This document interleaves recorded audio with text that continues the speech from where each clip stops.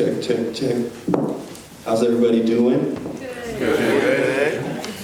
Thank you guys for coming. Thank you to HipHopHuis, Leal, Aruna. Thank you, Sam, for having us for this. These types of things are very, very important to us, and I'm actually really excited and honored to talk about this topic specifically, because the journey that Rashaad and myself have had, it really, really resonates with these types of topics, like our story, when we start talking about our upbringings and how we connected and some of our struggles and how we work through certain things. I think it kind of tells, it shows, even if it wasn't always the right decisions or the best way to go about things, it really shows some possibilities, and hopefully through us sharing our story, we can give you guys some ideas for how to work through things with the people in your community in a new way, in a more effective way, using dialogue and using some of our experiences as maybe a model. I want to say that we're not perfect at this. Nobody is. And it's a lifelong journey of self-realization, evaluating yourself, evaluating your upbringing, learning more about why you act a certain way based on the way you were raised and who you are in the world to other people, and how that can affect people and how to better work together. So this is, I know we're sitting up here and you guys are out there, and I appreciate the respect, but at the same time, we want to be as interactive as possible, because for us it's about engaging with you guys and seeing where your heads are at on these topics and how we can start dialogue with these types of topics. And because we're not from here, we don't have the same backgrounds as you, we didn't grow up the way you did, different language, like all types of differences. So we're gonna share our story, but mostly we're hoping to create dialogue and hear where your heads are at with these topics. So I guess work best, like raising hands or something. Yeah, so I think we'll just introduce our stories a little bit, and the whole time, if you guys have questions, feel free to just raise your hand, and then I'll come up to you with a mic. Yeah. So, yeah, that's the gist of it. But we'll get right into it, so I guess I'll start. Cool. So, my name is Ryan Webb, and my dance name is Future. So I want to tell a little bit about myself, because it's really important in this story of self-actualization, and also what you represent when you go into cultural art forms, and how that can be perceived by other people, and certain roles and responsibilities that people can be aware of to better be more effective in the way that they interact with people and the way that they pursue their careers and are a part of this art form. So I grew up in Northern Virginia. I was born in Texas, in Houston, and both my parents were flight attendants. That's how they met. My dad is really athletic. He played a lot of sports, so we played a lot of sports in my house. It was like, think of like American household, like training the kid to be like a star athlete. Like, it was really the epitome of that. So we were doing sports all the time with my dad. He was like state champion wrestler in California, and he played football and baseball, and he played a little bit of everything. My mom, she used to dance at Disney World. She was Snow White in the parades, so she did ballet, she did a little bit of modern, she did Broadway jazz, she did the can thing that they do at Disney. She did that too. You guys like my little can? I don't know where you get it from. Yep. Exactly. So My mom introduced me to dance really young, so I would dance in church, and we would perform in church, and I did gymnastics. We went to this place that had, my mom taught Broadway jazz, and the other owner did gymnastics, so when I was 4 and 5 years old, I was learning dance, I was playing sports already, competitively, and I was doing gymnastics. So when I was about 9, my dad got a raise, and we moved to North Carolina for a year, and then we moved to Northern Virginia. And where we moved in Northern Virginia is actually the wealthiest county in all of USA.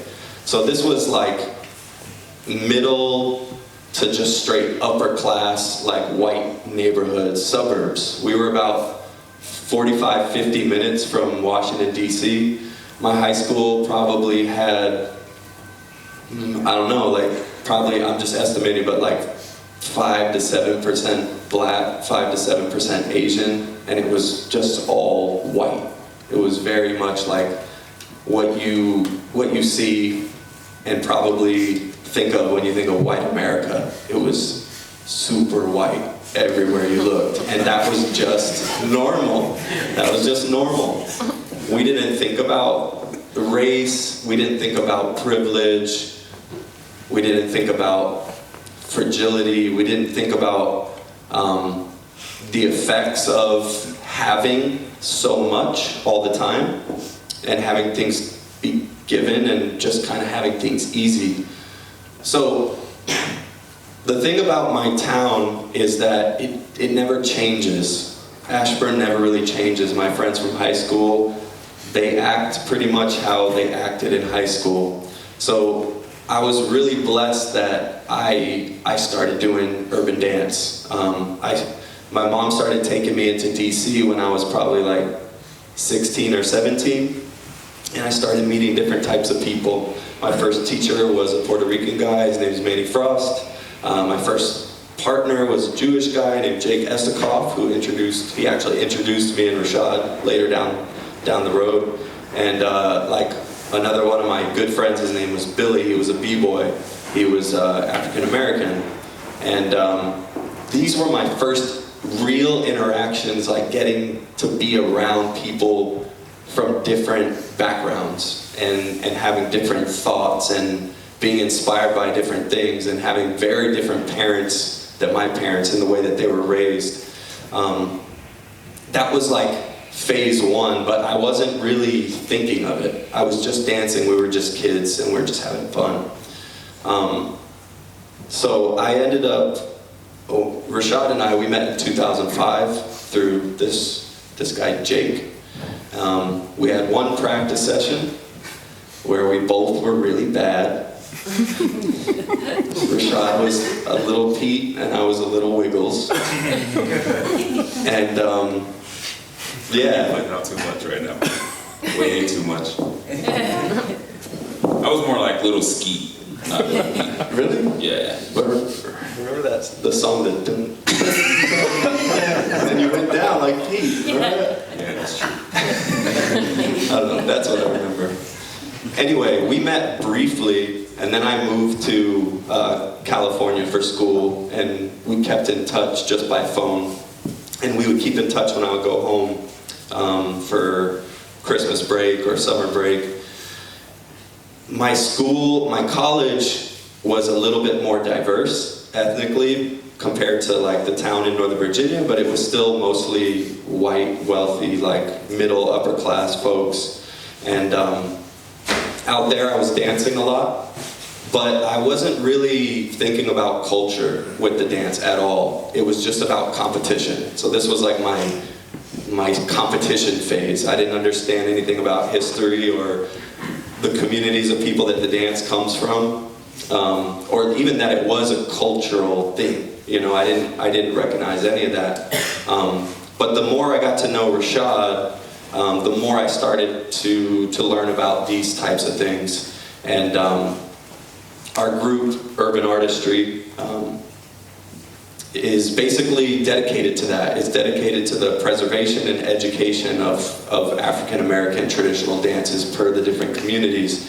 and just the language of culture and community,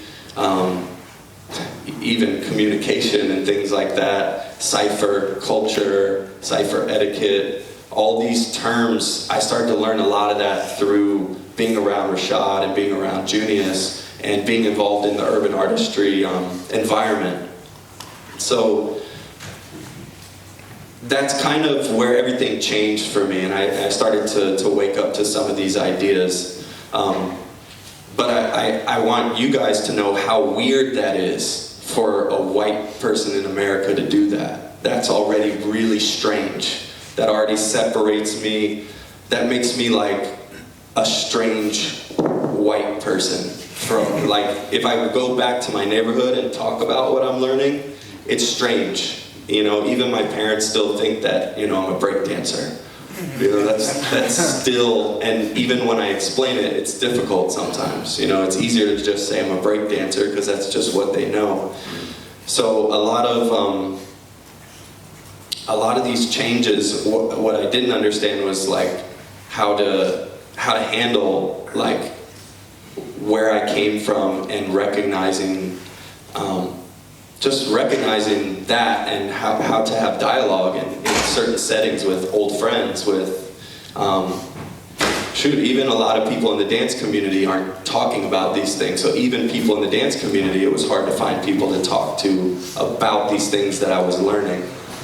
So I guess I'm gonna stop there because I'm kind of going on, but basically my process was like, very much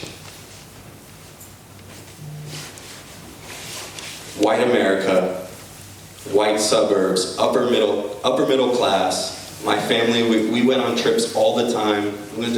Because my mom worked at Disney World, we went to Disney World like 50 some times because she would get us in free. And they worked for the airline, so we could fly everywhere.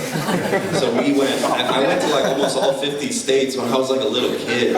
It was so crazy.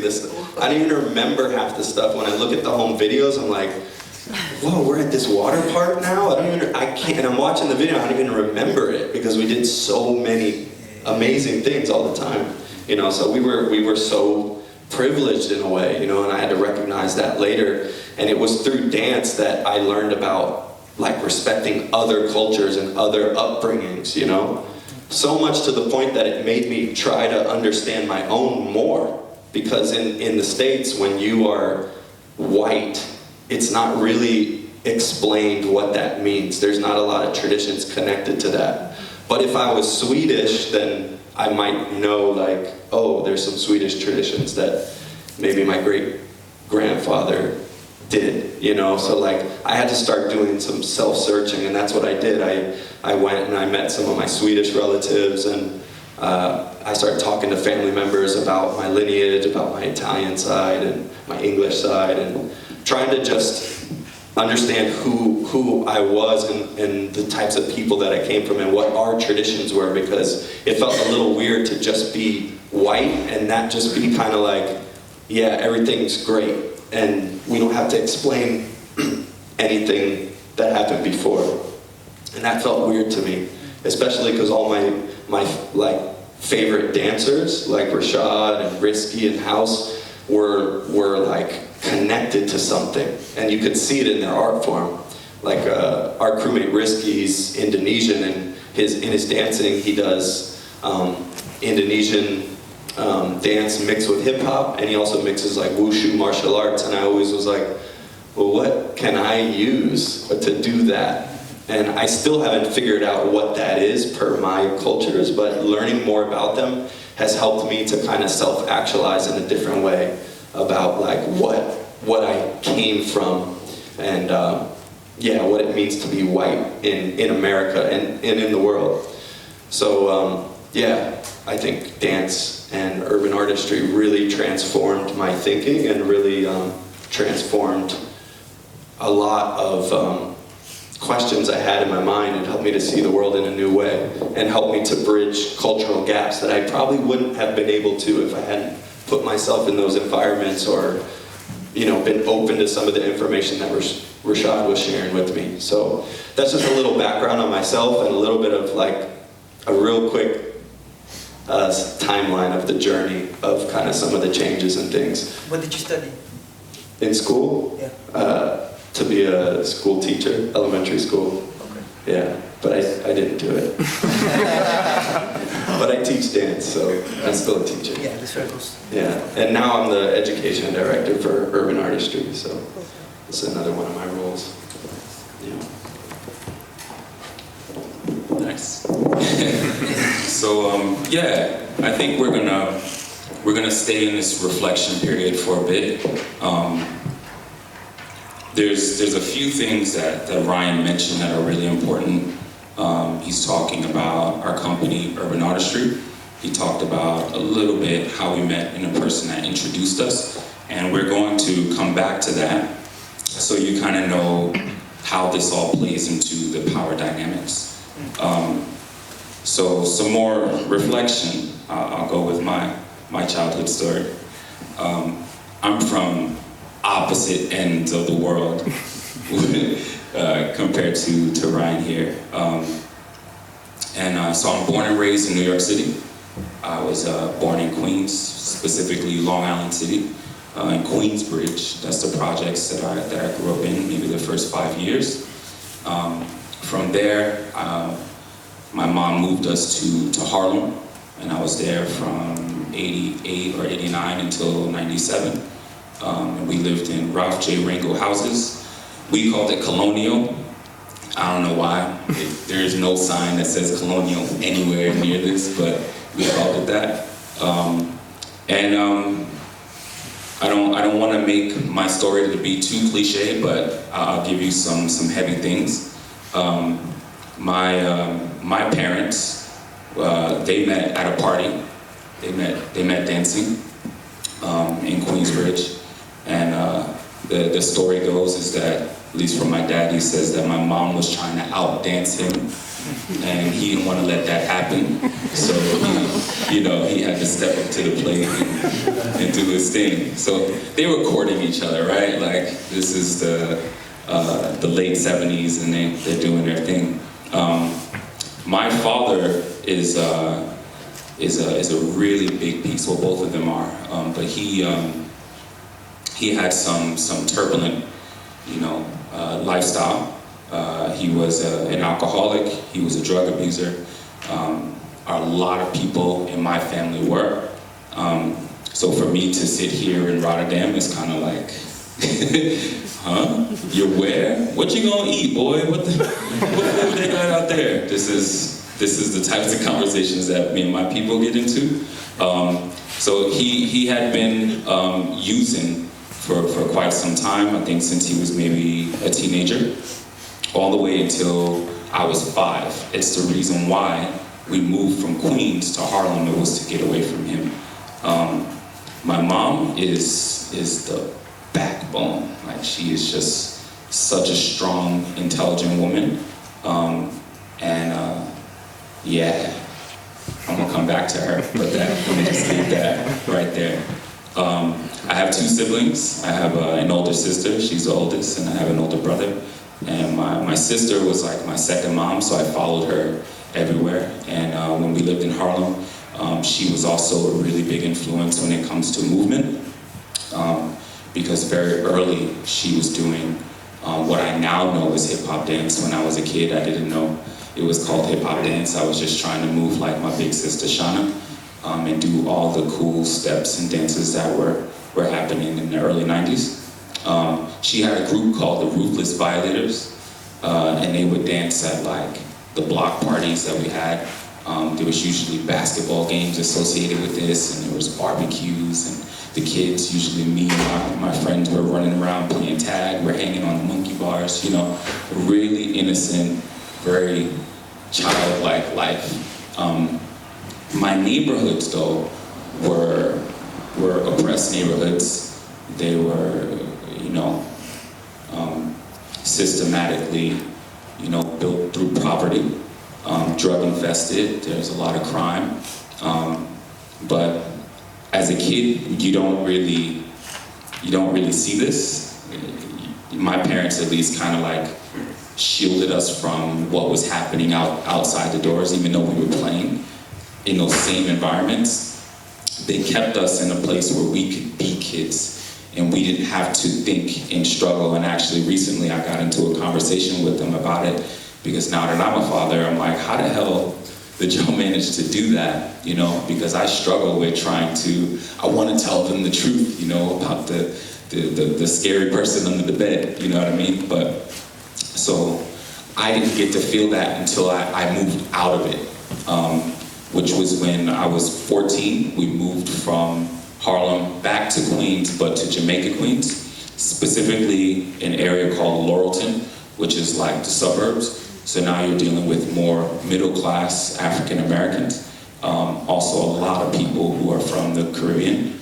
And so it was quite mixed in terms of the types of people of color, which is really cool. My dance experience from this time all the way up until I moved had always been seeing what my parents were doing around the house, to watching, you know, my sister move, to taking the old cassette tapes that my brother and sister were collecting, and playing dominoes with it. You know, I didn't want to actually listen to the music. I just wanted to play with all my toys. But I was just, dancing for me was inherited. It wasn't something that I had to go to a school, because my school was right in the room next door, you know. My school was to come outside of my building, you know, building 14, and play in the front, you know. In the front means don't go too far from the building, because we want to make sure we can see you out the window.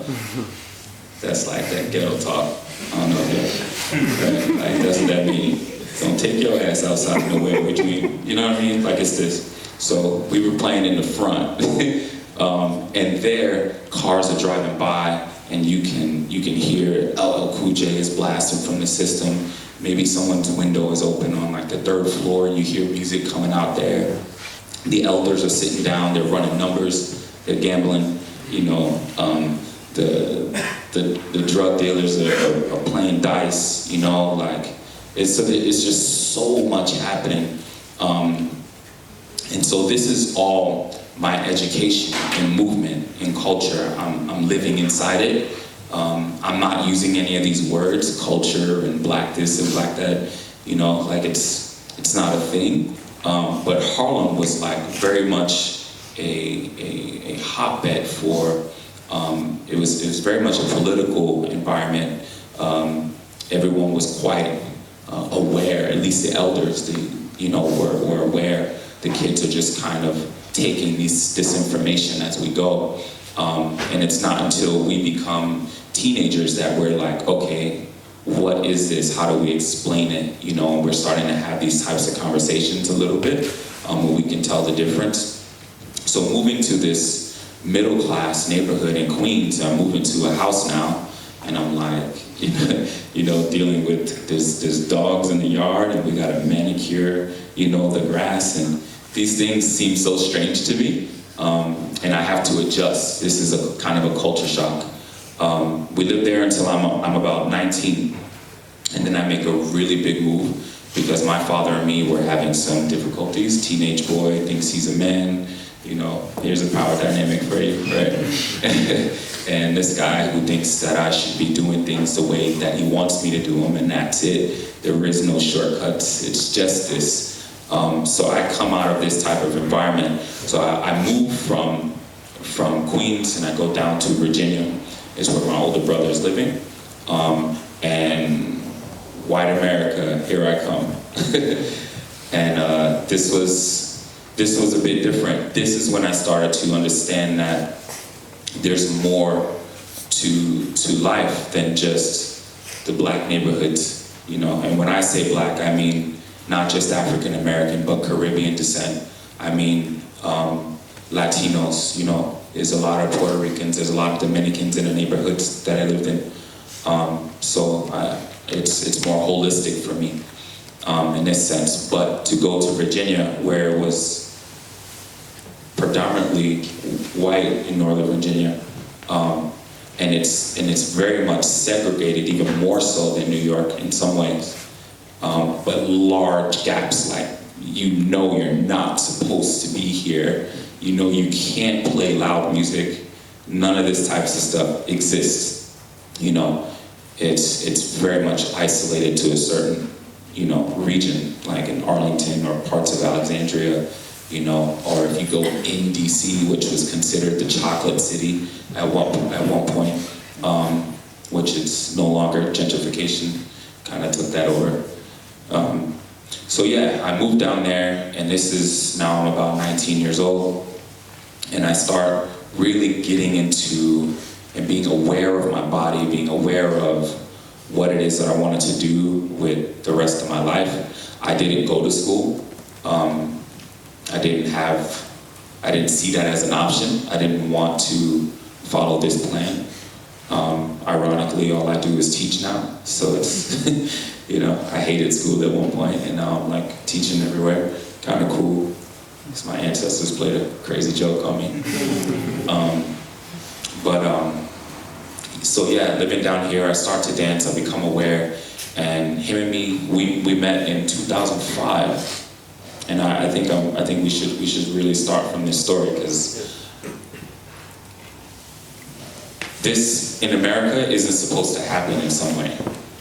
You know, like this is like almost non-existent in a lot of places, unless you know, are the one black family that lived in his neighborhood, or he's the one white family that lived in my neighborhood, you know. And so he would be considered the white dude that acts black, and I would be considered the black dude acting white. You know what I mean? So this is real. In America's like that. It's very race driven by design. It's on purpose, you know. So we come out of those environments. It's not who we are now. We know now that isn't our makeup 100%. We were able to come out of that thing to take in the stories, stop and go, can you tell me more about you? And there's some similarities. What's interesting is we didn't know that meeting each other.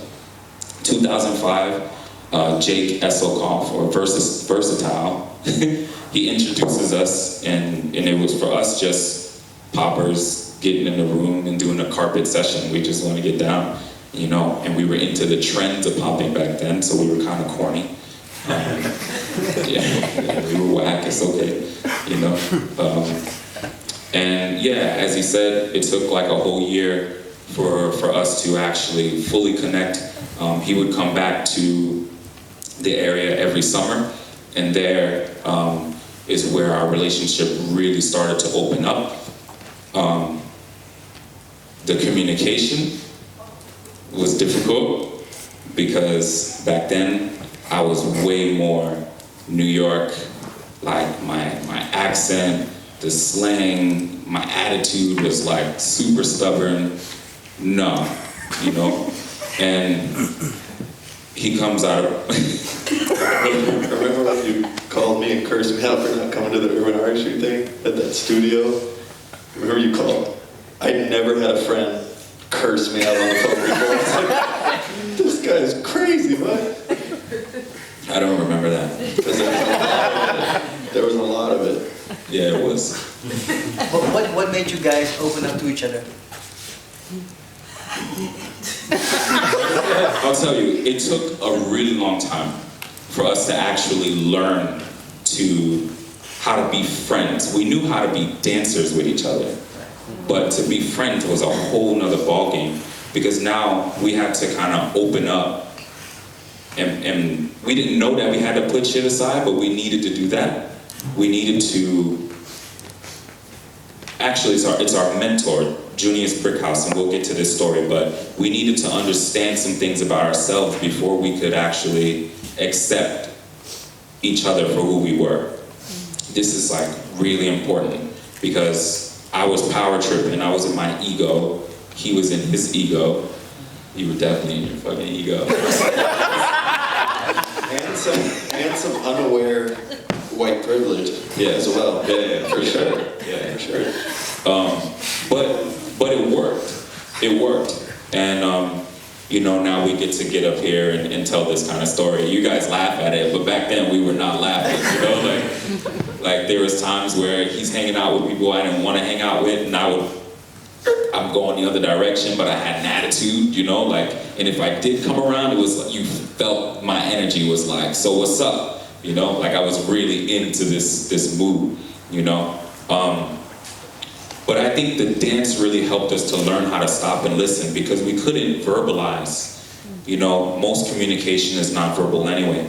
So we really, just looking at the body, you know, and understanding how genuine someone is, just by how they're talking, you can see how sincere someone is in the movement. And this is, I think, what also kind of played a part in, as well as the verbal part, the conversations that we're having, like having afterward and before. But it's this sessioning that we did so much. We were really nerding out in this hobby of ours, and what became so passionate for us both, and the energy just kind of continued to grow and build from there. And I think that was way more important than our differences, you know, was our similarities. We leaned on that. Oh, you like those shoes? I like those shoes too. You get them in that color, I'm gonna get them in this color. You know, like true besties, you know what I mean? Like we were in that. I'm being, not yet. Good. But yeah, we were on that tip, so. But was there any resistance coming from you seeing a white dude doing the dances that he does? No. Well, I was in this early phase. I was learning from him. He's saying we were sessioning, but every session he was teaching me. Okay. So like the people that I had been dancing And with, he knew. I mean, that was the setup. it was clear because he had a relationship with Junius that was like mentor mentee, and he, I think maybe because of that, had a mindset to do that already, to kind of play that role of a mentor. Partially, but I think it was more organic. We didn't set out to be student-teacher role. We didn't play this part because I was never brought up that way. Even Junius, our mentor. So Junius is the executive director of Urban Artistry. Junius is the floor captain for the Assassins Warriors of Light, which is our crew. And he is the gentleman that gets us to, he challenges us to think like over the status quo, not just what's put into your face, but what's beneath the surface. Let's find out more. He's the one who challenges us to look further into our darker areas and do that work, you know, heal those wounds of trauma, you know, wherever they're coming from.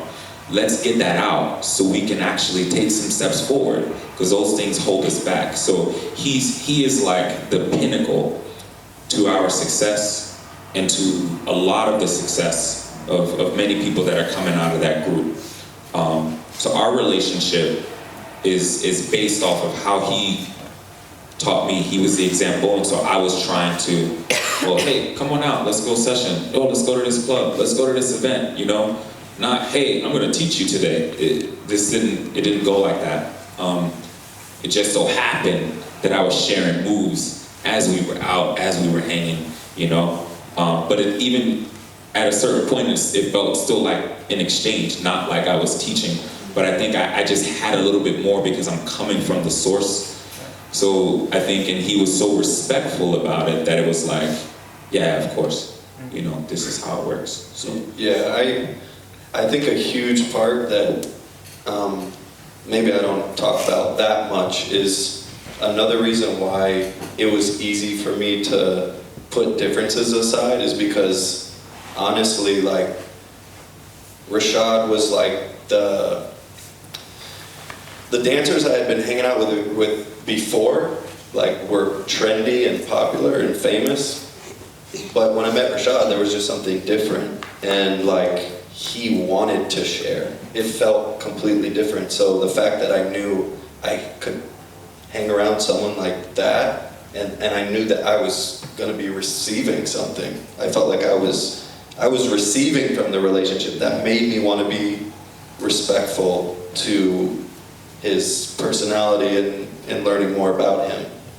But then the question was like, how do I reciprocate? Because I can't give him dance things back. And some of Junius's principles of, like, you know, how to reciprocate, he helped me with that. And Rashaad helped me with that too, you know, and it turned into like just kind of having conversations and rides and driving, you know, to the club together, just doing things together, you know, like I guess sharing music and just all kinds of little things. I was trying to find ways to kind of like give back without being like, oh, here's this move that you taught me and now I'm doing it. Like, you know, sometimes it doesn't make sense to try to give back moves, but it makes sense to find another way to show that you can give back in the relationship. Yeah. So where we are now, like urban artistry, we naturally started working into this role of leadership. Him as the education director, me as the lead artistic director. And this is a huge responsibility because now we have to think about not just ourselves, not just about a session and exchange of music, but making sure that people get information to help them grow in the direction that they want to go in, to be better versions of themselves. Which, when you get a mix of personalities, this can become quite difficult, and definitely a mix of cultures. Urban artistry has so many different ethnicities, and all of us come from different generations even.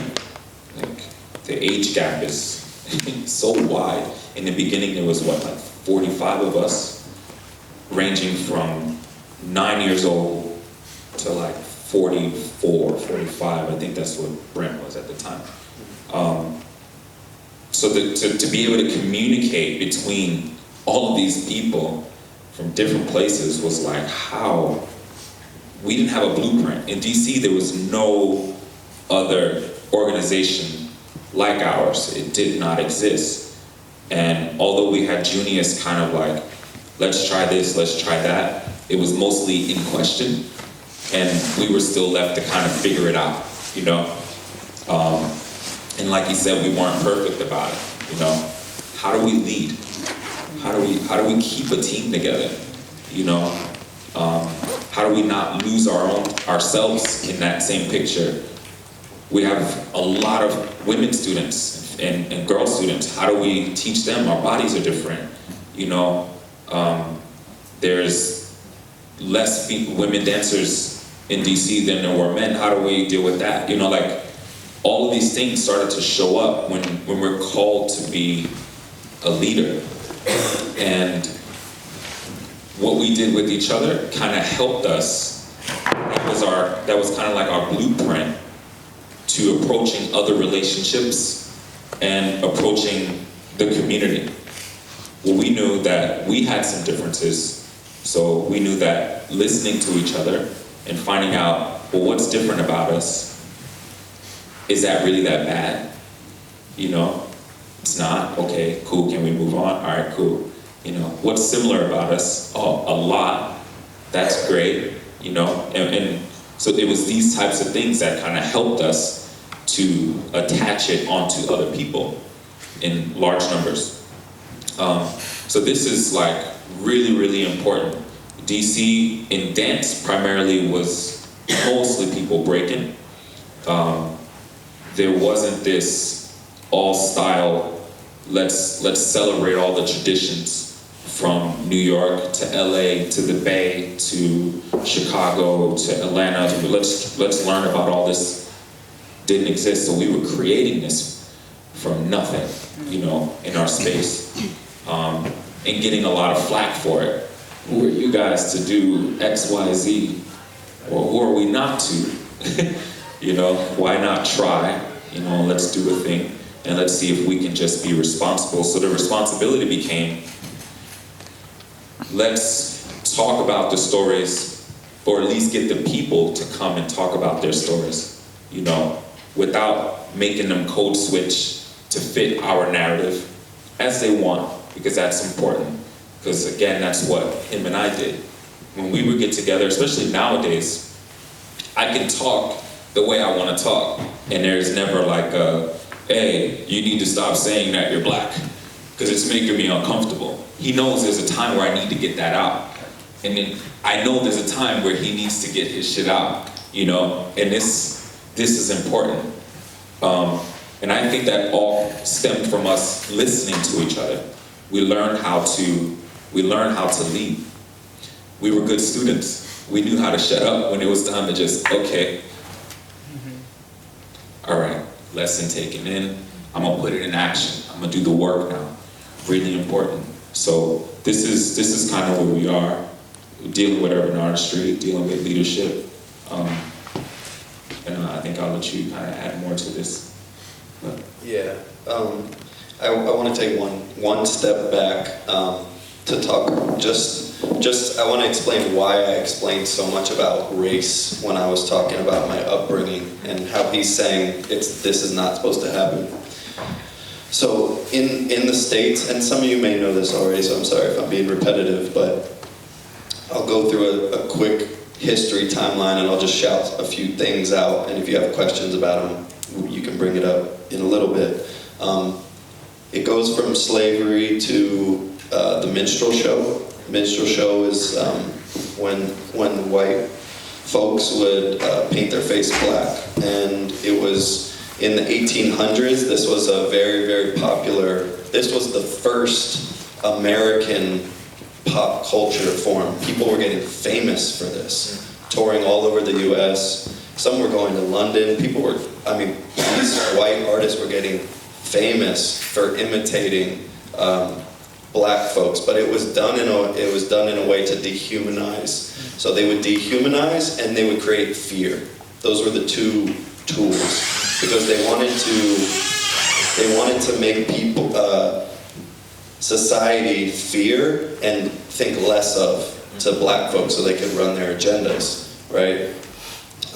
You know that Holland still has this tradition, right? Yeah, I know about it. Yeah, you guys just finished up with it. Yeah, I'm so proud. Yeah, I'd love to hear some perspectives on that later from some of the people out here. Anyway, this spawned the norm of people of privilege, usually white, people with power, the ruling class, being able to take from black culture, from African American culture, and just commercialize, make money, monopolize off of it. It systematically created this thing it's still happening today. You can go through the generations of the music that was taken from black artists, the dances. For instance, I'll give you an example. When you go into a dance studio today in the States and you say, can I see your jazz class? Jazz is not jazz anymore. It's not vernacular jazz. There's a term for it now for the original version, but it's so, just for lack of a better term, whitewashed, that it's just stripped of all of its essence, right? And these things are still happening with hip hop. They're happening with music, with who's winning Grammys in America. That system from the minstrel show, it's still happening today. It's a systemized thing, and it's still going on. Anyway, what happened after slavery is another thing that happened was the Great Migration, right? Which has also been called the largest refugee crisis in North America, in the USA. And the reason why people relate it to a refugee crisis is because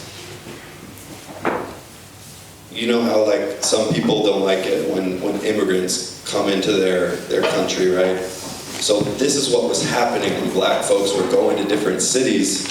What was happening is people were mad about it, and black folks were taking some of the jobs, so they had a lot of complaints, and they still had this view of dehumanized and fear, so they started to just separate where they lived. That's why if you look at, there's something called the racial dot map. If you Google the racial dot map, you'll see in all the cities in the USA exactly where each race lives, and you'll see that today it's still segregated. Was that migration after or before Jim Crow?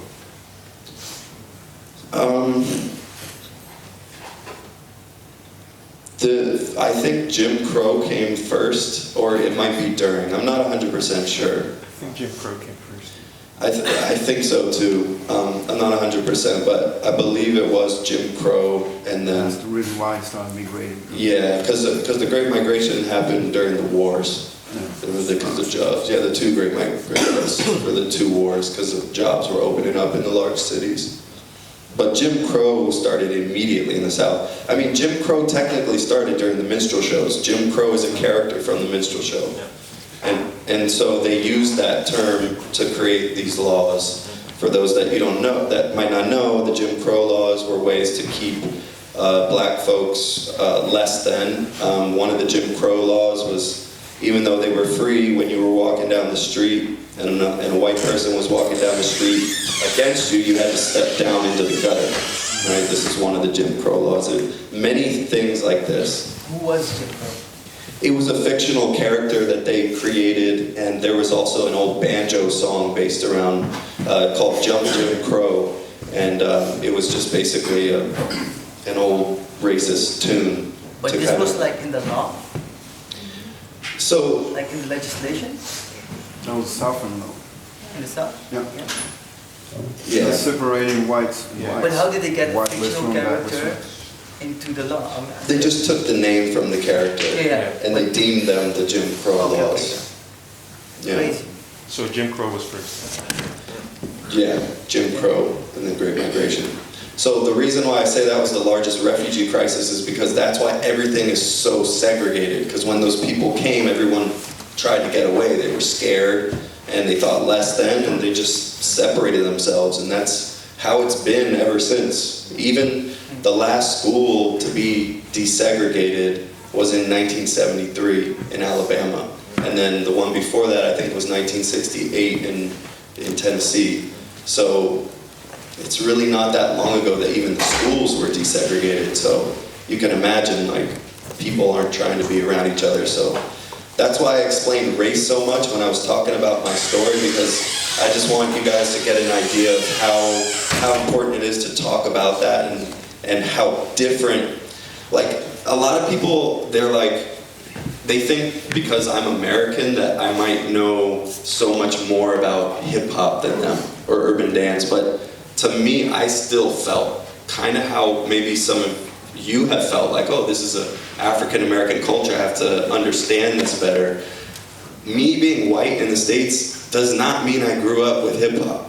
You know, like, not everybody in the States grew up with hip-hop and urban dance. It was a black and brown, low-income community, oppressed community art form that came out of oppression. So the places of privilege were not experiencing that. So I just want to make that clear, because like he's saying, it's really amazing that we did come together in the way that we did, and we're able to even talk about it today and do strutting together and all these powerful things that show that, you know, unity works. So I just wanted to get back to that, just to say the importance and why we are talking about race with this. So what happens when something organically evolves into what is the urban artistry right now, and hip-hop becomes more interesting to people that are coming from a privileged situation, and they want to work with you, and they want to have a show, and there's this new museum, and come on guys, do a dance. And they don't have this mindset, and they are asking you to work together. What do you do? Integrity first. You know, can we tell the story that we want without being coded? Can we do that? If not, then we can't be a part of that. Yeah. And this, most of the work that we choose, we have to be able to be honest to ourselves and the people that we represent. If we can't represent it in the most honest and authentic way, then what are we doing? It's a disservice to a whole community of people who never got the voice. They never got the opportunity to do that.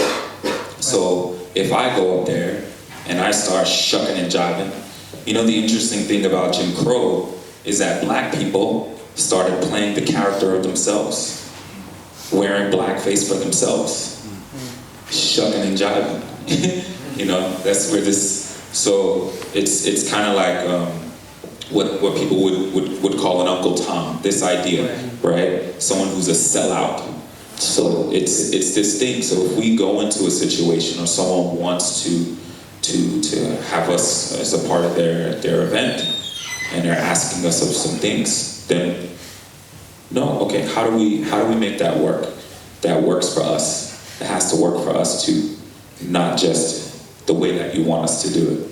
And in what way can you make this mindset part of your whole organization? Because I understand that you two are the heads of it right now, but there's so many people inside. But what if somebody comes up to one of your students?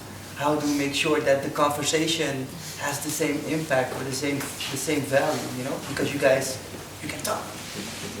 How do we keep this power throughout the whole line? I think making it a part of your mission is like the first step, you know. And like when people join an organization, there's mission training, you know. There's ethics training. There's things like when you. So how do you do that? Because I know what a dance class looks like, but how do you tell your students? Do you sit down with them and talk like, this is Jim Crow? Is that what you do?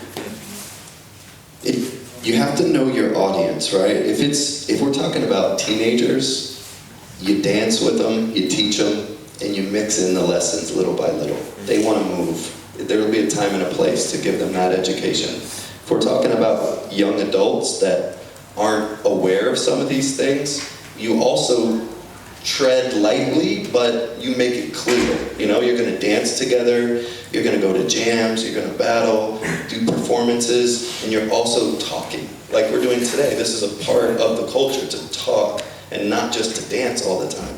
So it has to be a part of the mission, these power talks, like, and that's what it is here, that is a part of the mission. So I think the first step is to make it a part of the mission, so it's just a standard. It's just a standard, you know? And ethics training and mission training is just like any other job. There's a job training, you go in and, you know, you start to learn the ins and outs of why people do things a certain way, why it's important to this company, you know, and, you know, some people will take to it, some people will take time to appreciate it, and some people just won't be a part of it, and that's okay too. Yeah. So what I feel is what's happening sometimes in Holland. We have a lot of teachers, we have a lot of people making the move from the battle scene into the theaters. Then you have to apply for certain funding with the government, but they just don't understand this conversation. And then, but you do want to spread the message. Do you guys have experience with something like this, that you really want to be somewhere and that you need to have this conversation, but they just don't understand? You can't force people to understand you, you know, like I think that's the first thing is like, that's not my job, is to like get you to understand. I'm not trying to change your mind, you know. I just need you to know that it's okay for me to do it as I like to do it too. If you accept that, then okay, we can work. If you don't accept that, then it's hard for me to want to do that. When you get your foot in the door and you're doing things like theater, you have an opportunity to tell a story, right? As creative as you like, of course. How we've done that and what's been effective for us is when we do that, all of our pieces have been about self-reflection. You know, we put on stage, we try to be as vulnerable as possible. As an example, Junius's mom had passed away, and he did a solo piece that was dedicated to his mom, where the picture comes up and he stops, he just looks at the picture. And the people start to meet the person, meet the artist, and know that there's more to him than just movement, you know? Because for us, and how what's always worked is like, dance has been the thing that brought us together, but what kept us together was the oral traditions. Us having the play on words, us having these power talks when we go out to eat, you know, after the club, when we're driving in the car, when I call them because I'm having a bad day, and you know what I mean? Like, we're constantly having this conversation, so it keeps it going. So it does trickle down to the students eventually, because they'll sit in the room with us while we're all the way in, you know, like, about some topic. And some of them, they get antsy and they'll leave and they'll go, you know, do as you like. But, so I think it's important that when you have a platform, what you do on that platform should be a responsibility to not just you and what you're going to gain, but what generations of people and people who are following in your footsteps are going to see as an example for them to be able to do a thing too. I think sometimes as artists we forget that, you know, that it's okay, you know, let that out. Like, and the people who are most controversial are either really terrible and they say some really ignorant things, or they're really pushing the status quo and they're doing something that they're not really supposed to do, but they're educating the people, and it's in the education that's important, you know. So I think that this is usually how we try to go about that. So, there were two questions out in the audience. I think Leo just asked you the question about breaking, going to the Olympic, and you mentioned that you could, because of the culture, you could see the intensity and the newness in the moves of the people understanding this culture. Can you respond on his topic about for Future? Like in Holland, they're now from the top sport level trying to give breaking a place, but they don't understand this culture. How can we make that a part of it? That's a really big question. There are the people who are involved in that, I think, play a very integral part in how it's going to be shared and said, right? Which is, I believe, Renegade, Storm, is Crazy Legs as well. Pillars in our community, very important. I don't know how they're working that deal, so I can't speak fully on that. But what I'm starting to see that's happening, because this conversation is circulating, the underground is shaken up, and we're like, how the hell are we gonna deal with that? And I think hip-hop and people of color, people who are marginalized, there's always been a resistance culture. It's how it started. It was a resistance to what people said you were supposed to do, this society, right? So now that things, I think, are going in this route of the Olympics, I think we'll start seeing a rise in more organic style events for ourselves to feel like, no, we still can take ownership over the thing that is, we feel like it's ours. You know, this we call the shots. They can have a part of that, and they're, you know, I don't think we'll be able to control everything. They're gonna have to meet in the middle at some place, you know? But for us, the root has to stay intact. I think the root has to stay quite strong, and we have to start formulating some different types of spaces for us to feel like it's not going to be taken fully away from us. Trends are hard to break. You can't stop them from happening. Changes, you can't stop the changes. It's gonna happen whether you want to or not. But I think these types of talks are circulating more now because of things like that. We wouldn't be here if it wasn't for things like the Olympics happening and us being kind of afraid that we're gonna be pushed out of the picture, you know? So we're arming ourselves, you know, through education, which I think is like extremely important as a resistance to what's happening with the Olympics. Yeah. But don't you think that it could be a little bit like, not dangerous, but the fact that you have to federate dance all of a sudden, don't you think that could be a little bit dangerous for the culture itself? Of course, but we already do these types of events too, in some way. But Juste Debout already kind of does this, you know, like it's all over the place. You know what I mean? So I don't think that, again, we'll even do it to ourselves. But it's just that it's in someone else's hands that we care more now. Yeah. It's like, well, how the hell does that make sense? We're still working with those same people, maybe at a lower scale, and that doesn't have as much visibility, but it's still happening, you know? So, yeah. And on that tour, I saw it. Like, judging the tour 2018, I was like, oh my God. You know, even me deciding to do it, I was like, I don't know, you know? I know Juste Debout is also like very super important when it comes to this.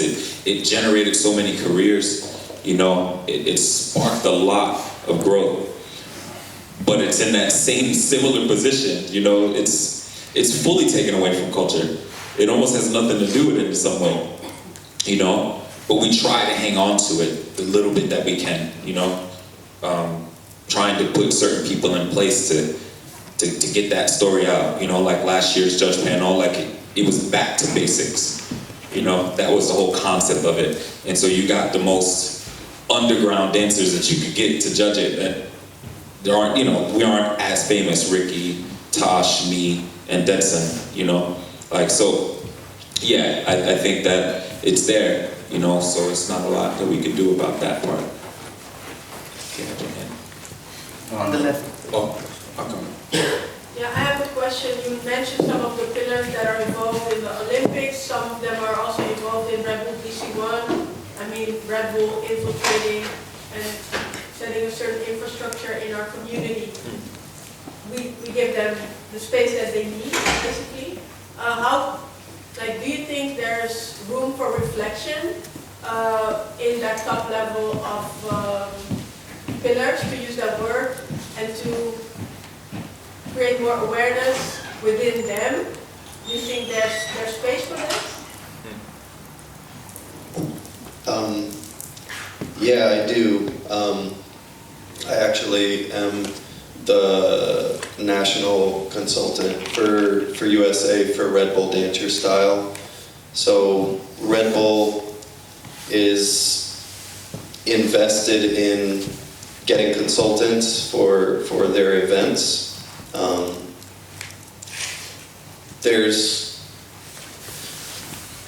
You go into it at a certain point where there's like certain things you're going to consult and talk about.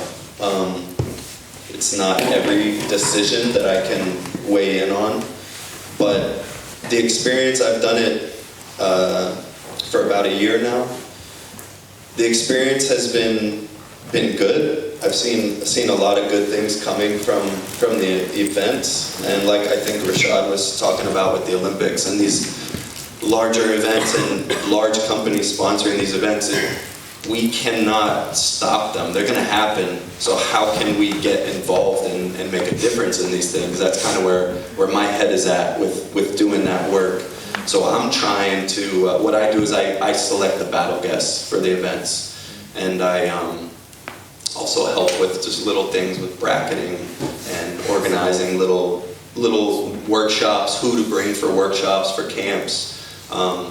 But I'm only in the All Styles chapter, so I don't do anything with BC1 at the current moment. But they're very open. From my personal experience, they've been very open. They listen to me, and I'm happy that they're actually getting consultants. I'm happy that they're trying to have someone involved. Yeah. I didn't mean the people like Red Bull or the Olympics. I mean us as a community. Are we open to reflection? Like, what I mean is, I think it's quite hard to approach people in a power position if you don't agree with their mind state, and if we want to grow as a community, I feel like we need more reflection amongst us. And I'm looking for insights how we can create the reflection bigger than us, like bigger than the two of you talking with each other, bigger than us in this room. How can we grow, let's say, a wave of reflection in the further community, in the larger community? Sure. I think that comes with teaching people how to do dialogue. there's a difference between communication, conversation, and dialogue. And communication is just sitting there and listening and then responding, you know. Conversation is kind of similar, but to actually have dialogue with someone is to try to feel where they're coming from, to have empathy for that side, and to try to connect on a more emotional level. So to see yourself in someone else's dialogue. I think we can get together, but you know, there's workshops for conflict resolution. There's people that are doing trainings now on how to do proper, effective dialogue. Because this is really the trick. We can get together a million times, and how often are we really hearing someone else? Or how often are we really feeling someone's personal experience of something they're going through and trying to see ourselves in them and try to be an ally for other people? So I think this skill set of dialogue is really, really important. And I mean, you guys are doing this work with Powertalk, so I think you guys are already taking your steps, and it's just going to be a constant learning process. But I think more talking, more getting together, and not talking about some of the tougher issues, you know, and trying to like find ways to work together through this dialogue.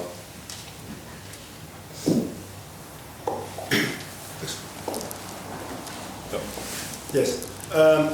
For Aruna, I'm just coming in the conversation because I missed the whole conversation. But Aruna knows me, and I'm the organizer of IBE. And I'm also one of the residence hosts at the BC1. I was at the Youth Olympics. I was the first host at the Youth Olympics last year in Tijdens for the Youth Olympics. And I also I kind of involved in the whole organization with the IOC and the WDSF and all that stuff. But the thing is, you know, for Aruna, I think the ideas and also to get more involved with these organizations needs to come from us. Like what you are already saying, like this is already something, you know, we have big events and we're getting better and better, and it's also a matter of time and history.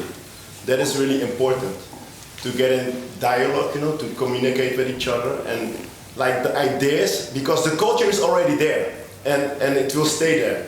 And also for like the Olympics, I think that is just an event that comes once in the 4 years. You know, the underground scene always will be there. Because look at the theater. You have people who want to go to the theater.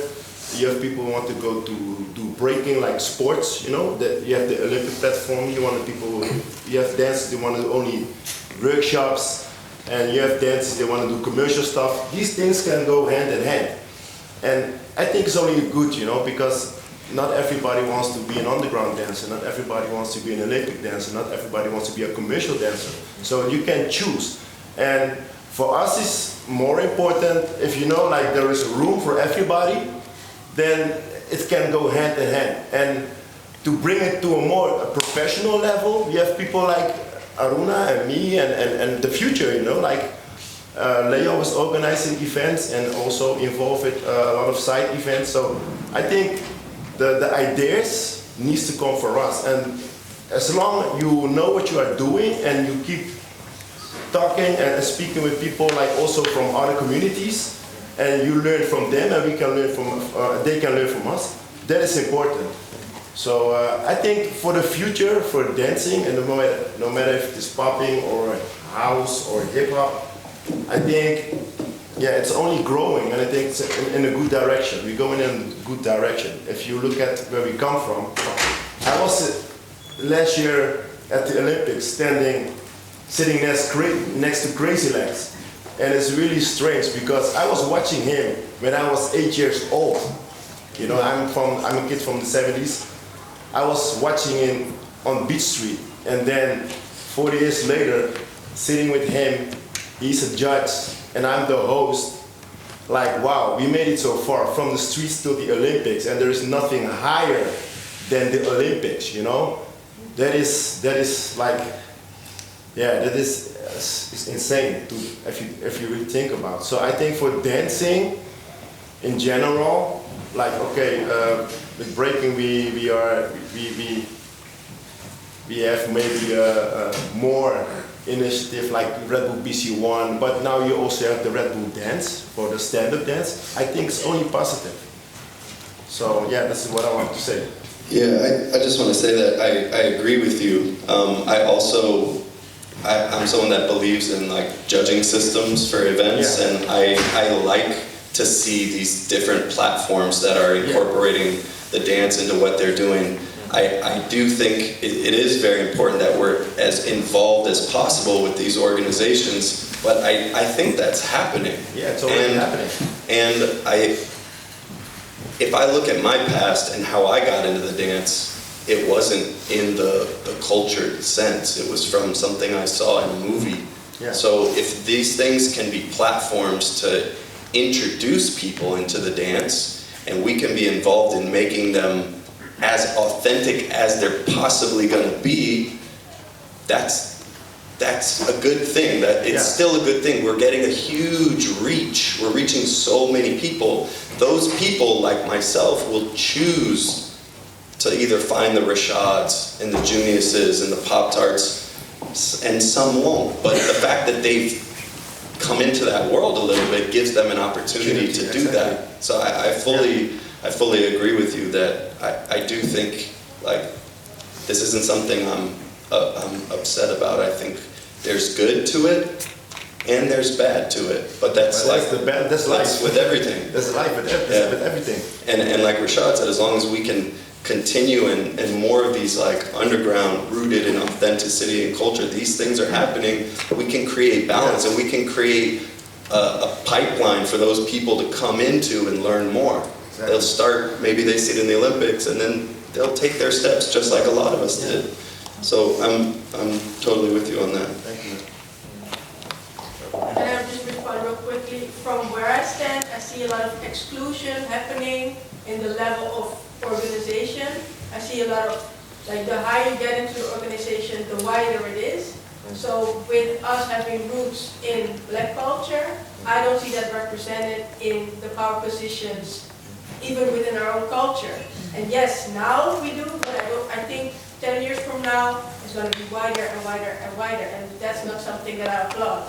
I think if you want to keep the roots, keep tapping into the roots of this culture, I think something has to happen.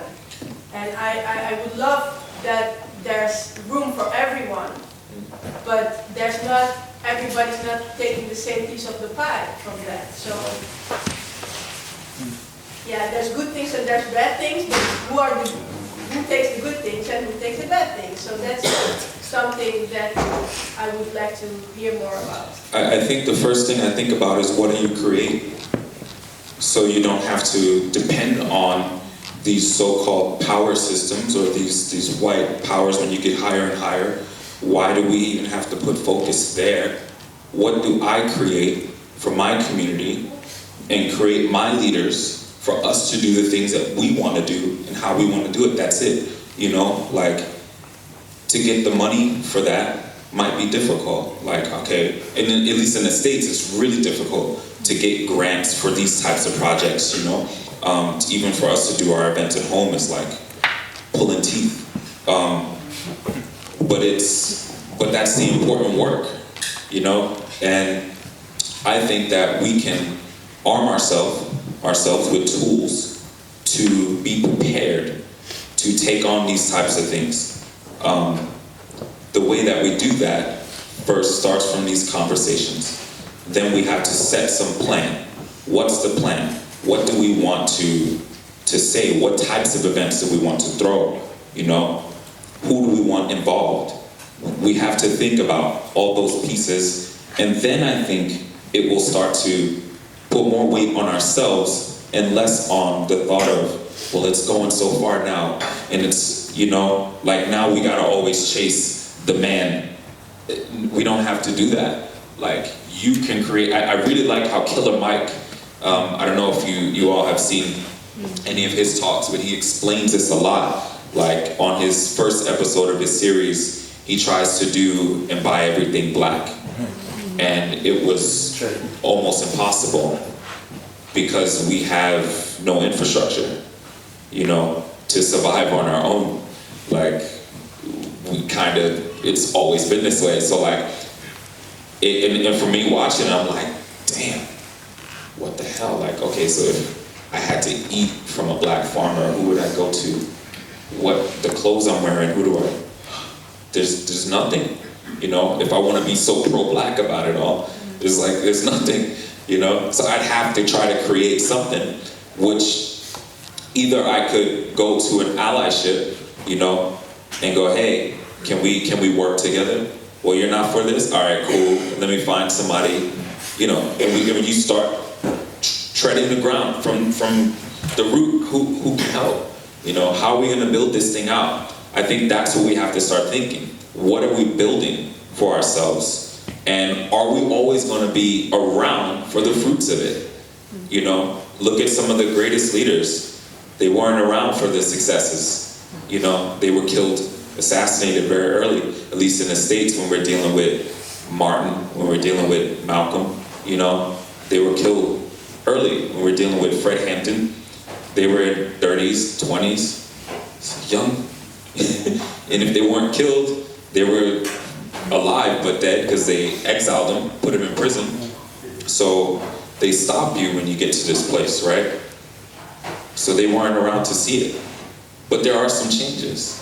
The reason why we're in this room today to do what we're doing is because of some of the work that these people laid out for us, you know? So I think that this is important. Like, what are we gonna do for ourselves to get us there? It's really deep. You need to break the paradigm. Yeah. That's it. You need to break the paradigm and find yourself. Yeah. And that is what I see, like, for my people, a lot of my people who look like me, they like to follow each other, you know? And they're not really looking for themselves, like, hey, who am I? You know what it is? You know what I mean? And I think if you realize that, and that is something that's really difficult because it goes way back, and it's scary, you know? Because yeah, it's easy to follow somebody else, like, hey, we all do the same. Let's do rapping, or let's do this, or you know. But who are you? And that is important. And I think it's it's a journey that you really have to do it by your own, to find yourself first. And sometimes you have to say bye-bye to your family or to your brothers and sisters just to get the moment and for yourself, and also the ideas like, hey, I'm gonna do things different. And then you think different, you know? I don't think that always comes alone, you know? I think that it starts with a vision. Yeah. And I think that you start to, from here, it's when you start sharing it with others, you'll align yourself with people who think similar and who want to take that route with you. No, but what I mean is like alone, like when you go maybe to people and you explain that, and they are like, no. Okay. You know what I mean? The naysayers. I always do my own thing. Always. Since I was young, I was always wondering, like, who am I? And why am I brown? Why is he white? Why is she doing this? Why is she doing that? I was always asking those questions. But everything what I have reached up until today, I already knew that's gonna happen. You know? And I believe in nature, and we're all from nature. But if you're not open for that, and this goes deep, like I do a lot of meditation and all this kind of stuff, but I think then you really can break that paradigm, like, and do things different. But I find it hard to speak with my people about these kind of things. They are like, used to like kumbaya, but hey, I'm not a happy life, man. It's a hard conversation to have, but it needs to be had. Like, similarly, in my family, I'm like the black sheep, you know? Where are you going? What are you doing? That's not gonna work, you know? And yeah, there were periods where I needed to separate myself only for strengthening so I could actually go back to them. I had to go back though at some point and say, you know what? I can. You could too if you stopped acting like that. And you gotta stand up for yourself. But I was armed with support. So it wasn't alone. It was still that I had people that were like, yeah, I got you. I'm gonna go with you to your family party. An example, his dad never thought that he should be doing what he's doing. And at your 30th birthday party, you know, he tried to, I think your dad had a speech, and he said something, and I took the mic and I had a speech after him. And I had to like, well, wait a minute, I know that's your son, but this is my best friend. And I actually think I know his heart a little bit more than you, and where he wants to go, because you're just trying to cap him. And that's not okay. So now you got somebody to defend you. You need support. But you're on that same level. Yeah, that's community. Yeah, you have the connection already. Yeah. You can talk. Yeah, and that's fucking important. So like, yeah, you don't have to do that shit alone, man. Like, it takes a village to raise a child. Yeah. You know? So like, yeah, you might feel alone in some instances, but everything that we do is connected to somebody. The clothes we wearing is connected to, you know, people in China who are making shit for us. And, you know, I was just in India, in Dharavi. In the second largest slum in the world. In Mumbai. Oh my God. You know, if you could see that first of all, the joy on these people that have absolutely nothing, but they have so much because they're rich in spirit, you know, and they keep going every day. I was there last month in Mumbai, in the slums. I had the same. I just posted yesterday on the internet, but you're saying now. So that's connection. Yeah. Well, here we go. So conversation. Yeah. It starts there. Once we start understanding who we are together, then we know where we can start going. Well, what do you want to do now? Now we talking shit. What do we want to do? Where are we gonna go? Let's cut all the bull out and let's get the plan. You know, let's work. And if you're down for that, then cool. If not, then you gotta step to the side. I'm going this way. You know. So I think that this is important. Alright. Yeah. So just to pull this back into the practical a little bit more. So a lot of our organizations and a lot of our scene revolves around events, right? And we've been talking about like these big competitions, battle events, whatever. And even like in that like system, you see like what you guys have been talking about trends and people following and stuff that Mario and Aruna said. And I was actually with Renegade last week and we were talking about the judging system and whatever.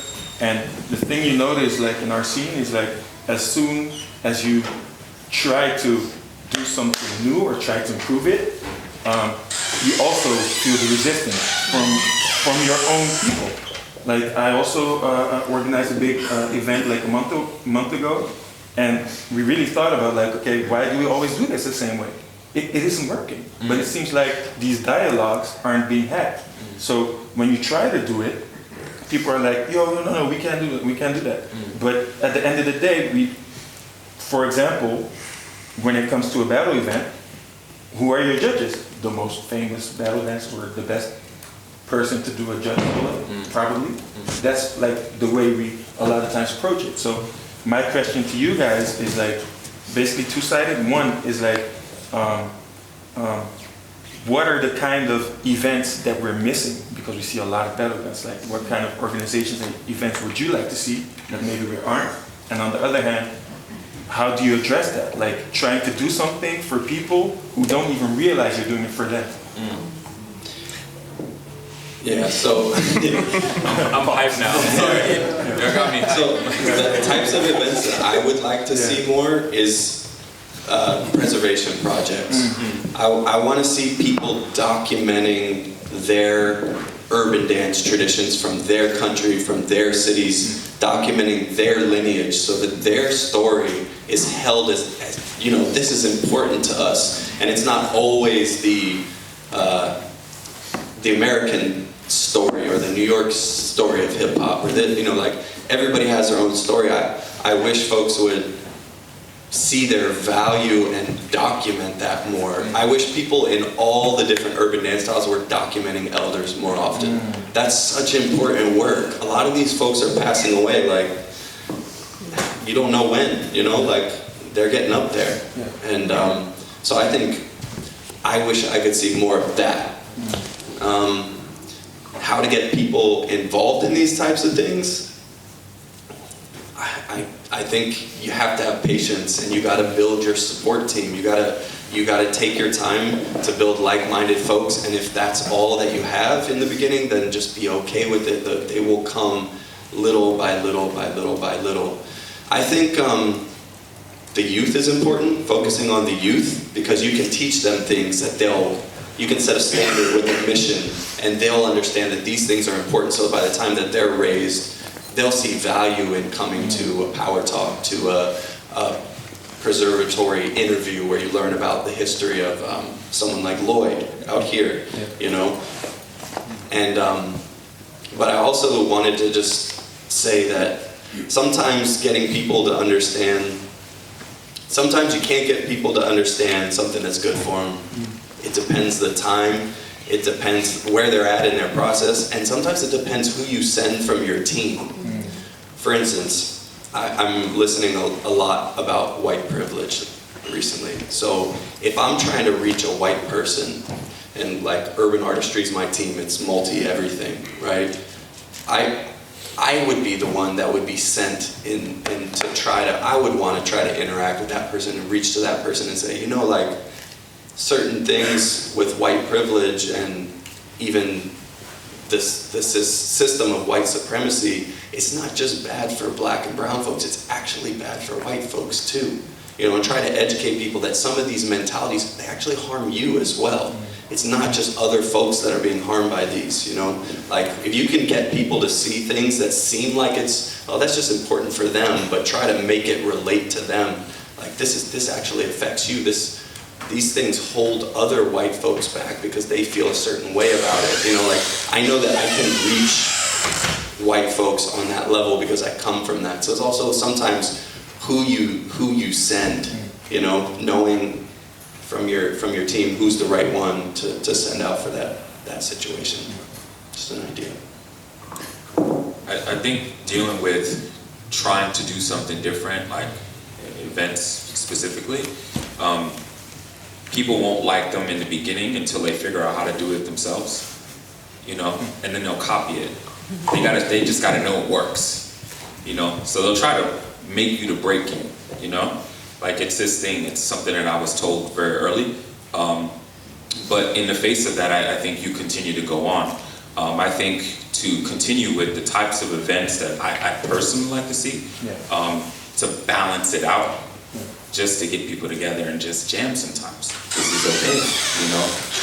It's okay also to break the format of the contest. It doesn't have to be 1v1 all the time, or 2v2, or 7 to smoke. Like, be creative about that, you know? What are some other systems that can get people to be in a competitive space without having to, you know, stand against each other like this, you know, in 1 minute round, like, maybe you can do a cipher format, you know, maybe it could be, you know, I don't know, use your ingenuity, you know, open that thing up, you know, just the same way you would when you're creating movement for yourself. You're trying to expand, you know, and I think that this is important.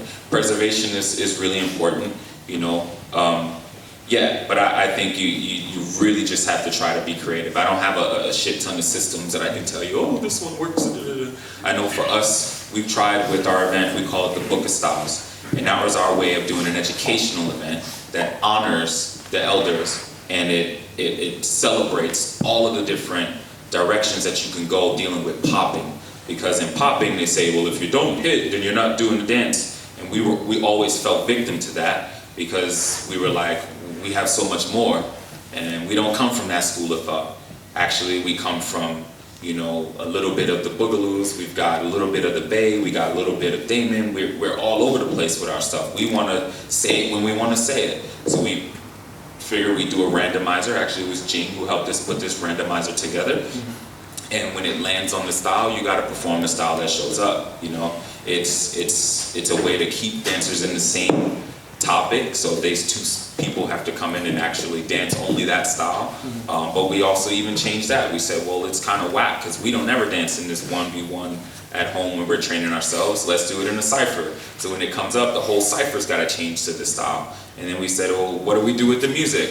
Why don't we do a wheel of funk, you know? And now the music genre is going to change. Instead of it always being these played out, you know, like new trendy popping beats. Let's do some boogie funk, let's do some modern, let's do G-funk, let's do P-funk, you know, let's just make it funky all around. Let's see who can dance. We want to see the full dancer, not just the one popper. No.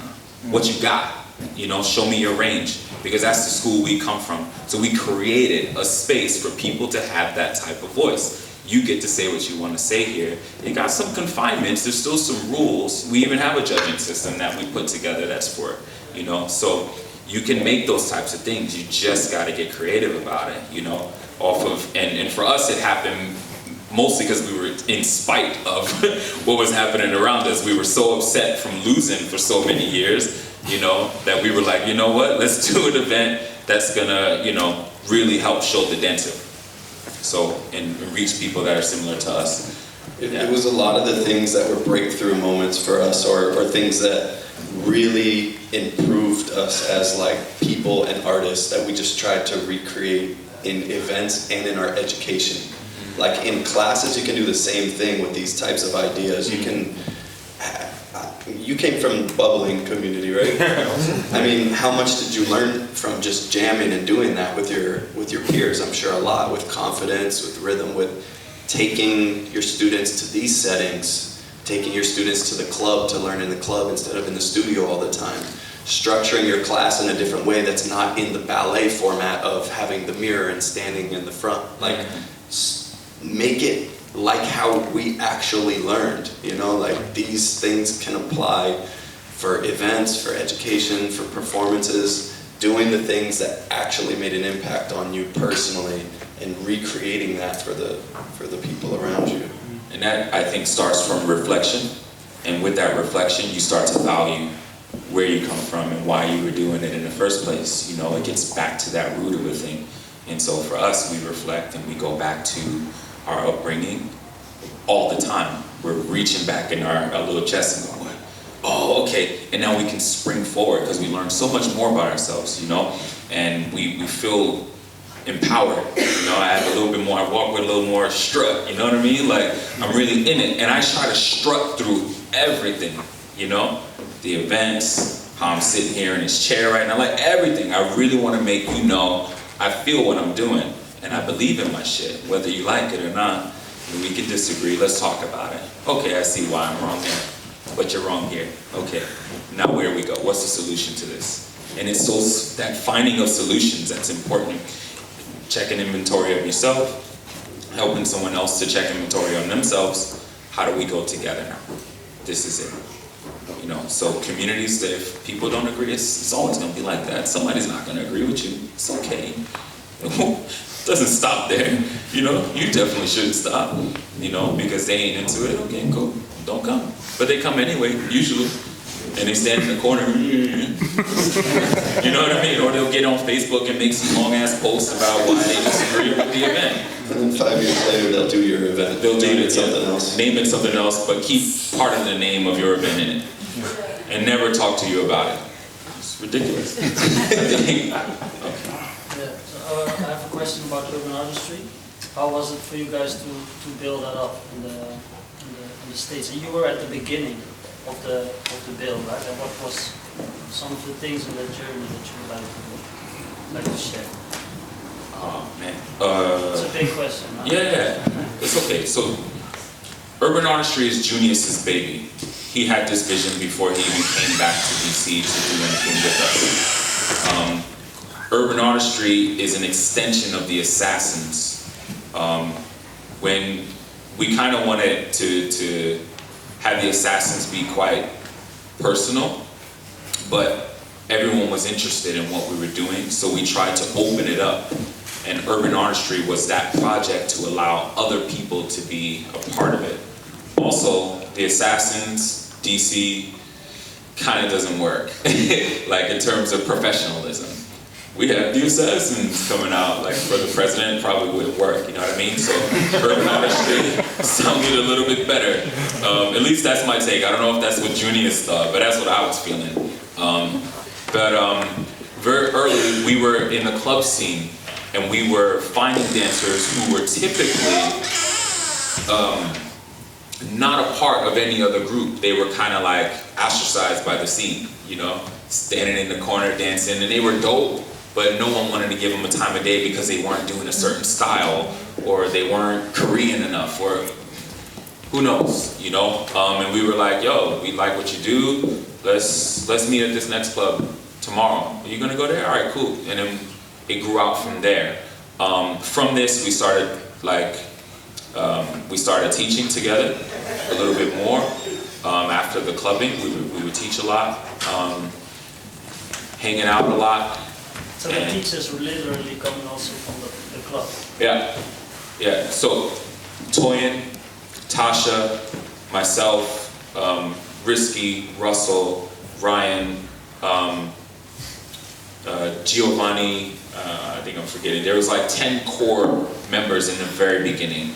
And this is before a lot of people even knew how to do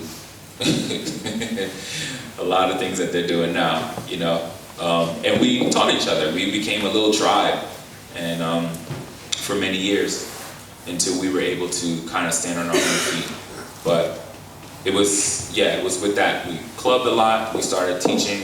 Houses created some programs for us. He pushed us to create programs for ourselves. Actually, I was kind of in a little secret competition because he had the house that Jack built for his house class, and I was like, I don't want to just say popping class with Rashaad, so funk and focus. I don't know, you know, and it just kind of stuck. I don't even know why I said it. It just worked. And you start to build it out. He always said to me, if you put a name on something, it becomes something, you know. And because I had the name, I was able to make it a vessel, you know, for me to open it up into its own world. It was able to breathe. So a lot of us were doing that with each other and in our individual projects. So this is urban artistry in a nutshell. One thing that just came to mind is like Junius's leadership and why his leadership was so important to the success of urban artistry. One, he was 10 years older than you? Yeah. 11? 10. So he's older than us, right? So we looked to him for guidance. He had traveled more than us. He had met more dancers. He could do more styles than a lot of us. And he was leading from the front in terms of like everything. Conflict, he was in the front lines involved. Dance-wise, battling, he was in the front lines. Ideas for education, performance, I mean, he really, in our group, one of the reasons why it works is because it's not always like this, but at times we have a loudest voice. In dialogue, they talk about having the loudest voice, how sometimes it's important. You need someone that's the loudest voice. Not only was he the loudest voice, but he led by example. He wasn't just, I'm in charge. He was able to do the teaching. He had the performances that backed up the mission. He laid the whole groundwork. So we had someone that we respected because he talked about it and he did it in action. Those two things, you can just be a good dancer and not know how to talk about it, or you could just be a good talker and not know how to back it up, but he was the full package. He is the full package of that. So, you know, the fact that he was older and we had respect for him because he backed up his word, and he was just leading on a lot of these things that people weren't even talking about or doing in the scene. In DC, there was no all styles community. Popping wasn't respected as its own thing. Locking, house, hip hop, that didn't even exist when I moved away. But when I moved back, after he had already started it, there was all styles battles, there was popping classes. I mean, if you want an organization to work, if you want to be a good leader, he's a great example, because not only was he talking about it, but he was doing it. And he was doing it with us. He was in the clubs getting down with us. He was teaching the classes, showing us how it's done. You know, he was creating theater performances that were based around the mission of the group. He thought of the Preservatory Project, you know, like The Abyss was the first cypher battle I ever saw. He was the first person I ever heard use the word urban dance. He was the first person I heard saying culture so much too. I mean, a lot of the language, like, a lot of stuff comes from urban artistry, actually. Like, not to say like, oh, we're so great, give us recognition, but I'll just say Junius is like, he was really he is really a great leader in that sense. So he did a lot of things that just changed the game, and he didn't care what anybody thought. He got so much pushback. We got so much pushback. We still get pushback. People don't like us in DC. Like, a lot of folks don't like us. But they all are doing our format. They're all copying the model of urban artistry, every last one of them. And they can say whatever they want, but at the end of the day, Junius and urban artistry and our work, it changed the scene. We evolved it. We contributed, you know, and we're still contributing. So I think, you know, that's just another thing. I wanted to throw that out there, because to be a great leader, it's important to not just talk about it, but be a living example of it too. You know, in as many ways as you can. Just one second, Yeah. because we have like 10 minutes, and before we go on, I just want to give the chance to people who did not ask a question, maybe one of the younger folks that we haven't heard before. Oh, up there, so we have 1, 2, 3, Joey up there, Rasha downstairs. Oh, sorry, Steve. No. Yeah. I was wondering about the preservation projects and documenting lineage in different places in the world. What are the forms that you think would work best? Like, are we talking books, dictionaries, or I don't know what else, films? And what is then the ultimate form? Is it an archive or a museum or something totally different to like reach? It's all of them.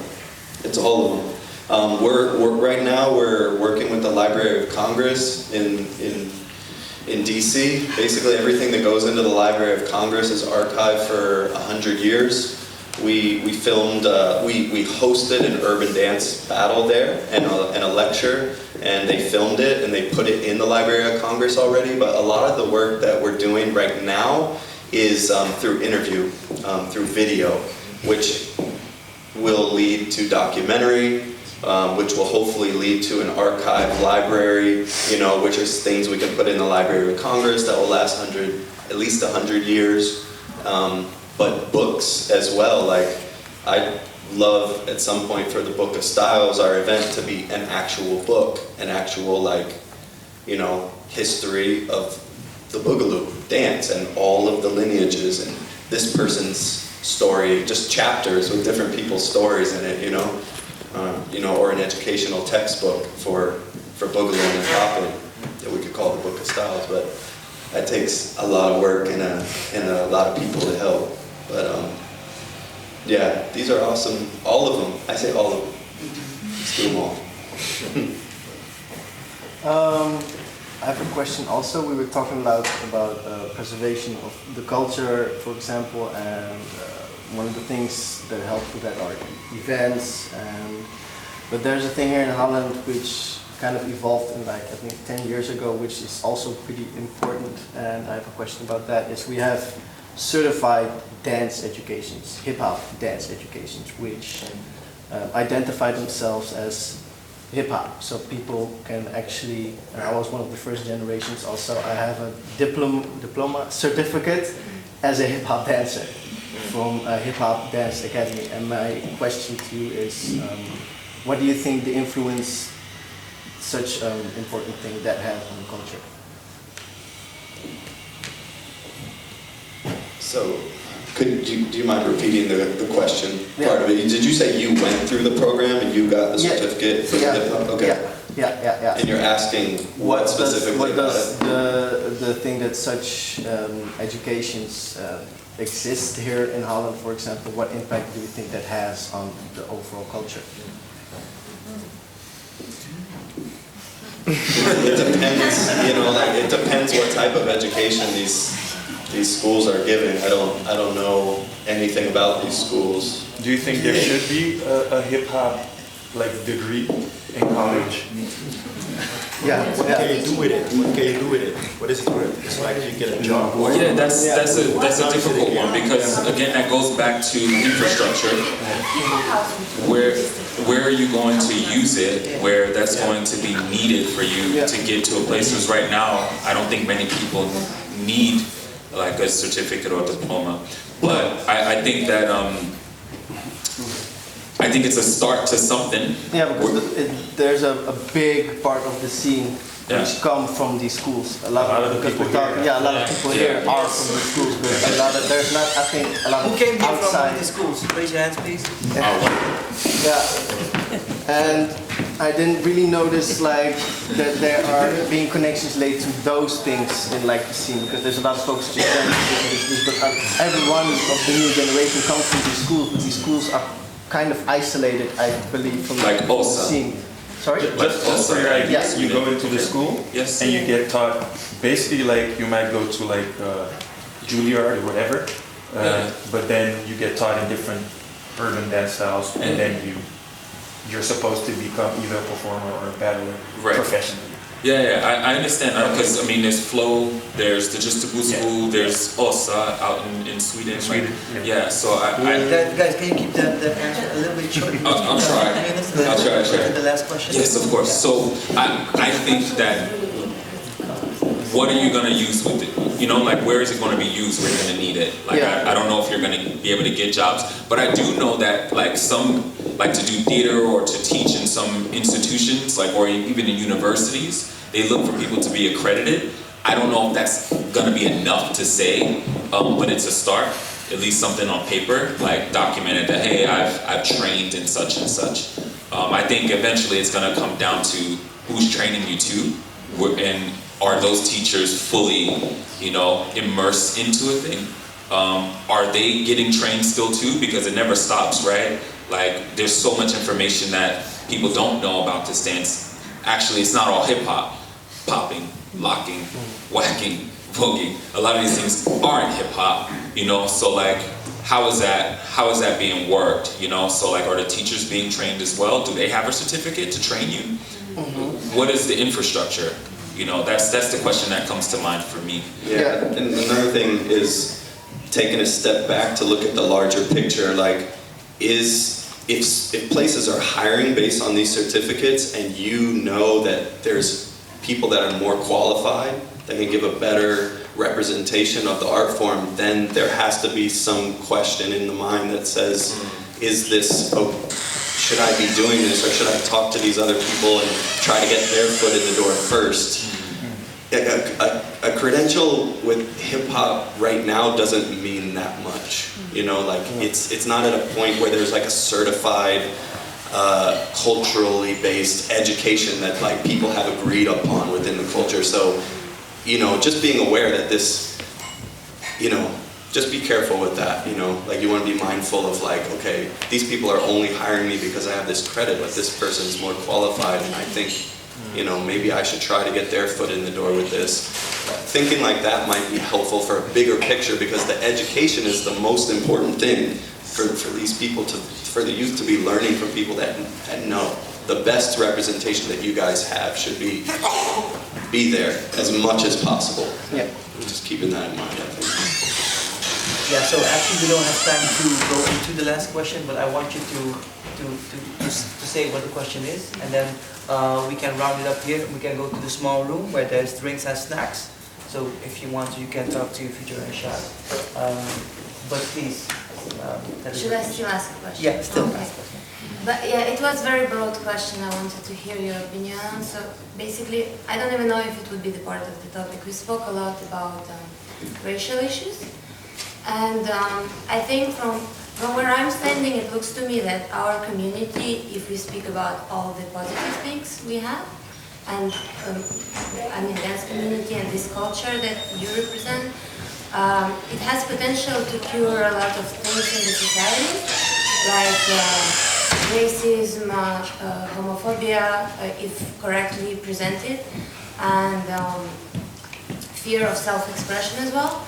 So I also wanted to ask you what you think about the way, if there is good balance between male and female representation in the scene, and how we deal with that. And yeah. So don't answer.